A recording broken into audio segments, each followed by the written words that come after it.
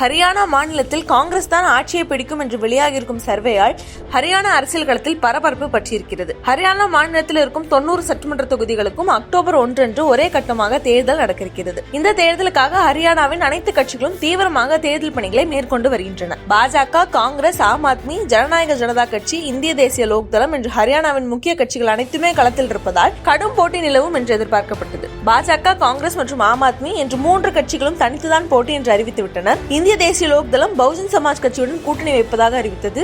தற்போது ஜனநாயக ஜனதா கட்சியும் சந்திரசேகர் ஆசாத்தின் ஆசாத் சமாஜ் கட்சியுடன் கூட்டணி அமைத்ததாக அறிவித்திருக்கின்றன. இதனால் என்ன மாதிரியான அரசியல் திருப்பங்கள் ஹரியானா மாநிலத்தில் ஏற்பட போகிறது என்ற எதிர்பார்ப்பு உண்டானது. இந்நிலையில் தான் லோக் கருத்து கணிப்பு நிறுவனம் எடுத்திருக்கும் சர்வே முடிவுகள் வெளியாகி இருக்கிறது. ஜூலை 26 தொடங்கி ஆகஸ்ட் 24 வரை நடத்தப்பட்ட இந்த சர்வேயில் மொத்தம் 67,500 பேரிடமிருந்து கருத்துக்கள் கேட்கப்பட்டிருக்கின்றன.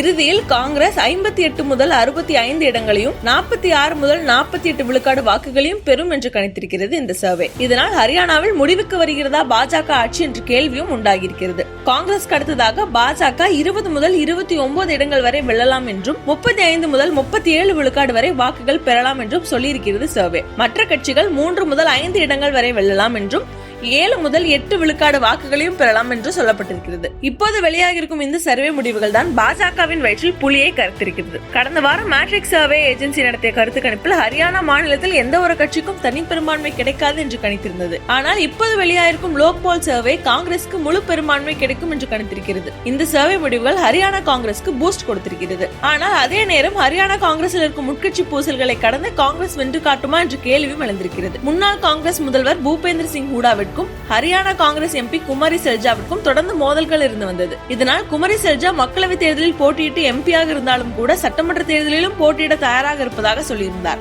இதனால் முதல்வர் பதவிக்கு காங்கிரஸில் போட்டி அதிகரித்து வருவதாக சொல்லப்பட்டது. ஆனால் அதற்கு முட்டுக்கட்டை போடும் வகையில் எம்பிக்கள் யாரும் சட்டமன்ற தேர்தலில் போட்டியிட மாட்டார்கள் என்று அறிவித்திருக்கிறது காங்கிரஸ். இதன் மூலம் காங்கிரஸ் உள்கட்சி பூசல்களை கடந்து வெற்றிக்கு வழிவகுத்து வருகிறது என்று தெரிய வருகிறது.